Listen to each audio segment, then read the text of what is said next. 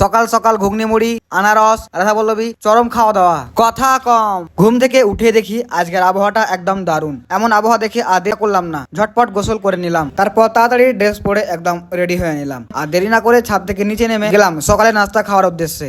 নিচে এসে আগে হাত ধুয়ে রান্নাঘরে ঢুকে পড়লাম। দেখি আজকের সকালের মেনু ঘুগনি আর মুড়ি। এটা দেখে মুখে হাসি চলে এলো। আমি ঘুগনি মুড়ি খেতে খুব ভালোবাসি, তাই আর দেরি না করে খাওয়া দাওয়া শুরু করে দিলাম। ঠিক তখনই একটি মিয়াও হাজির হয়ে গেল। খাওয়া দাওয়া শেষ করে ভাবলাম একটু গ্রামের রাস্তায় ঘুরে আসি, তাই টিউবওয়েলের কাছে গিয়ে মুখটা ধুয়ে নিলাম। এদিকে দেখি মিয়াওটা আমাকে দেখে আর আমার কাছে চলে আসছে। তারপর বাড়ি থেকে বেরিয়ে গেলাম। রাস্তায় এসে দেখি একজন আনারস বিক্রি করছেন, দেখে খেতে ইচ্ছে করলো, তাই অল্প আনারস নিয়ে আরাফাত দোকানে চলে গেলাম।